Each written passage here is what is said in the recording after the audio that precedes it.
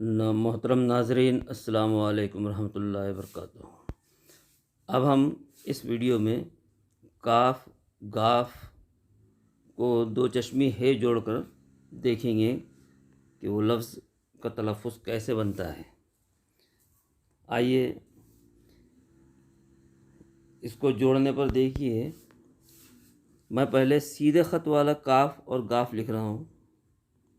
जैसे ही उसको लिखेंगे हम और दो चश्मे हे जोड़ते तो उसकी आवाज़ क से ख बन जाएगी।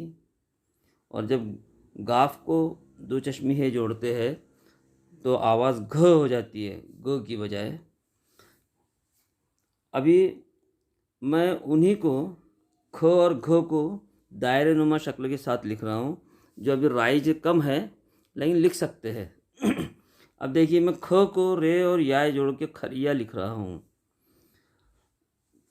ख को जोड़ते हुए जैसे घर है। अब इसके अलावा दूसरे अल्फाज घन घन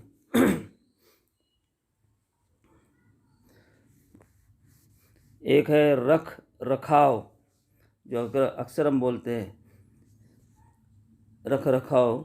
इसके अंदर खे को अलिफ जोड़ा जा रहा है।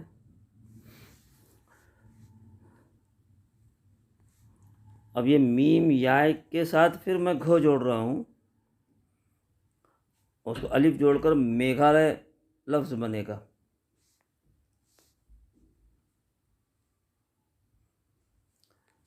अब आइए उसके आगे देखते हैं, जो दूसरा लफ्ज़ है सीन याय, जो तलवार की शक्ल में, उसको खे जोड़ा हुआ है तो सीख लफ्ज़ बन गया। और दूसरा जो मैंने सीख लिखा हूँ उसमें याय नहीं है, ये सीख जो ज़ात होती है उसके लिए, और अगर पेश लगा दिए तो लफ्ज़ सुख हो जाता है। ज़ेर और पेश के फ़र्क से उनकी आवाज़ें तब्दील हो जाती है। वैसे अल्फाज रूखापन, घूमना, लखन, अब कहना किस तरह सही है वो मैंने बताया यहाँ पर। और लाख, कहना लिखते वक्त कौन से दो चश्मे हे ना इस्तेमाल करें। उसके बाद लाम मीम नून को भी हे जोड़ा जाता है, दो चश्मे हे। वैसे मीम और नून को दो चश्मे हे अगर जोड़ते हैं तो उसके अल्फाज नहायत ही कम हैं, जो इस्तेमाल में नज़र नहीं आते। लेकिन फिर भी बहरहाल कायदों की किताब में उसको जोड़कर लिखा गया है, तो लाम को दो चश्मे हे जोड़ेंगे ल हो जाएगा, मीम को दो चश्मे हे जोड़ते हैं म पढ़ा जाता है, और नून को दो चश्मे हे जोड़ने पर न पढ़ा जाता है। अब इन दोनों लफ्ज़ों से बनने वाले अल्फाज बहुत कम है। हो सकता है कि बहस का मौजू भी हो जाए कि भाई म और न पर लफ्ज़ नहीं बनते, लेकिन ये पुरानी किताबों में राइज है और इसके लफ्ज़ बताए गए हैं। इसके लिए मैंने इसको आपको मालूमात के लिए लिखा हूँ। अब मैं यहाँ लिख रहा हूँ लहंगा एक लफ्ज़ है, तो लहंगा में आप ये है इस्तेमाल कर सकते हैं। अगर आप ऐसा लिखने की कोशिश करेंगे तो ये मेरी नज़र में गलत है। कुछ लोग हो सकता है कि आपको उसको सही कहे, क्योंकि आजकल जदीद उर्दू का नाम पर कुछ भी चलता है बहुत सारी जगह, लेकिन सही तरीका उसको लिखने का वो ऊपर पहले वाला है। वैसे लफ्ज़ नहीं मैंने दो तरीके से लिखकर बताया आपको, लेकिन पहला सही है और दूसरे जो दो चश्मे है का इस्तेमाल किया गया है वो गलत तरीका है।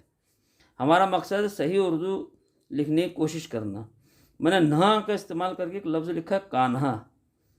ये असल में मराठी का लफ्ज़ है, लेकिन उसको अगर उर्दू में लिखना हो तो इस सूरत में हम लिख सकते हैं। उसके बाद भैंस जो है उसकी आवाज़ अगर निकलती है तो महाँ, तो वो लफ्ज़ को पेश करने के लिए आप इसका इस्तेमाल कर सकते हैं। ऐसे बहुत कम अल्फाज है जिनका मीम और नून को दो चश्मी हे लगाकर लिखा जाता है। अब यहाँ मैंने एक लफ्ज़ लिखा निहा खाना।